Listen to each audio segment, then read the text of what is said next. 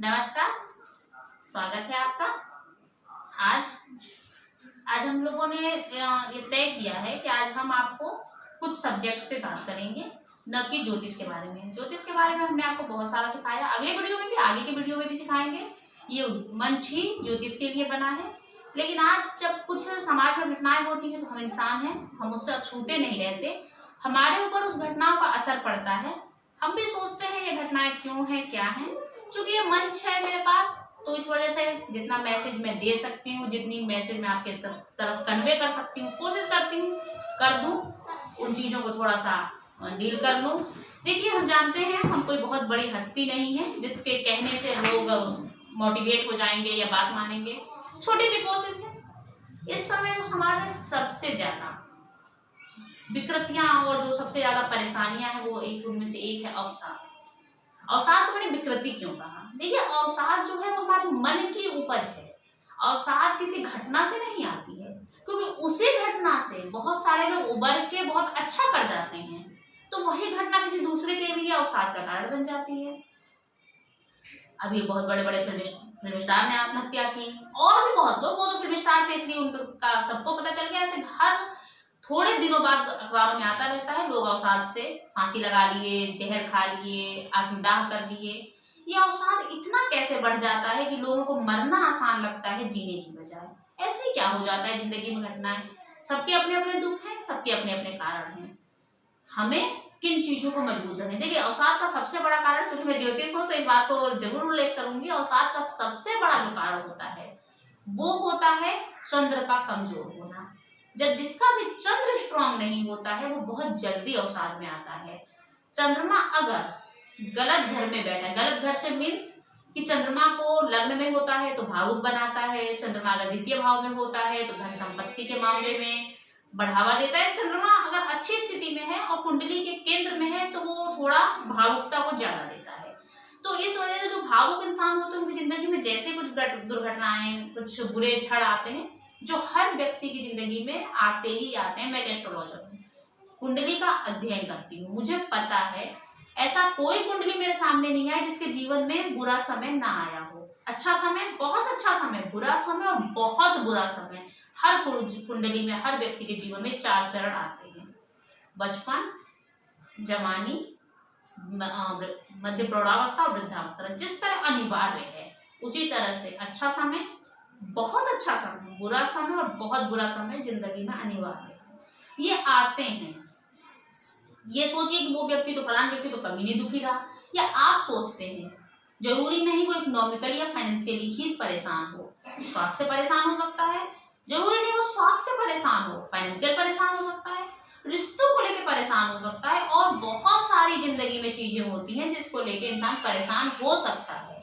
आप एक पैमाना मत मानिए किसी की उदासी या किसी की परेशानी का। तो किसी भी कारण से परेशान है, परेशान तो है, जिंदगी में बुरा समय तो चल रहा है, ये तो है।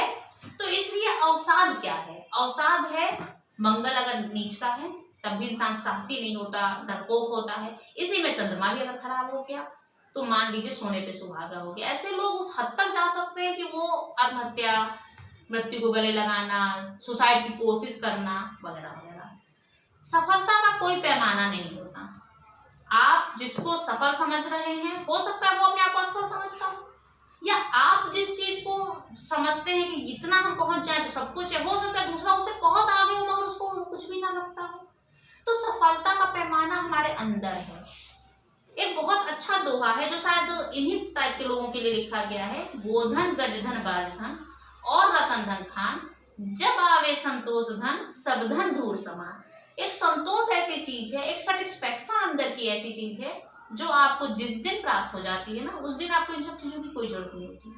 आज आपके पास कार है तो आपको उससे अच्छी वाली कार चाहिए, आज आपके पास टीवी है उससे अच्छी वाली टीवी चाहिए, घर है बड़ा वाला घर चाहिए, और जिसके पास कुछ नहीं है उसे सिर्फ घर चाहिए।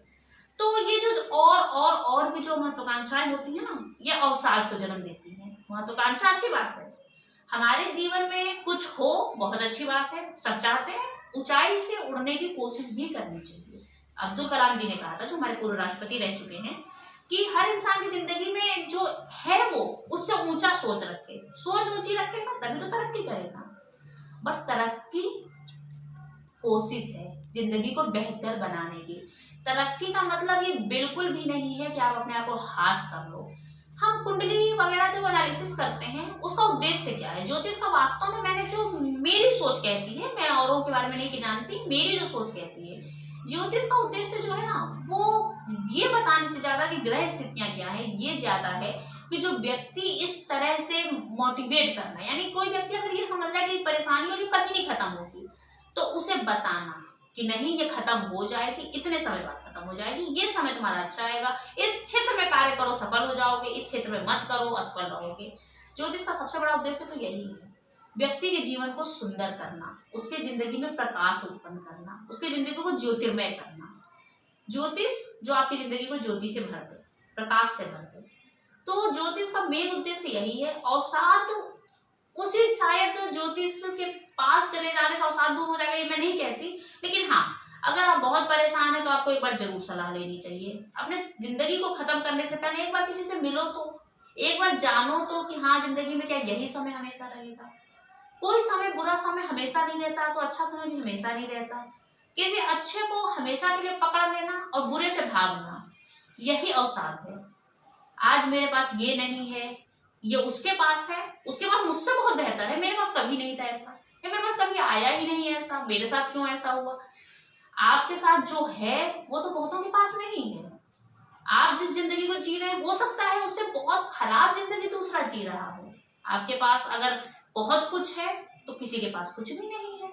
अवसाद का पैमाना क्या है, आप उनसे प्रेरणा लीजिए। आप स्टीफन हॉकिंस को नाम सुना होगा, नहीं सुना होगा मैं बता देती हूँ, वैज्ञानिक हैं, थे अभी कुछ साल पहले उनका देहांत हो गया।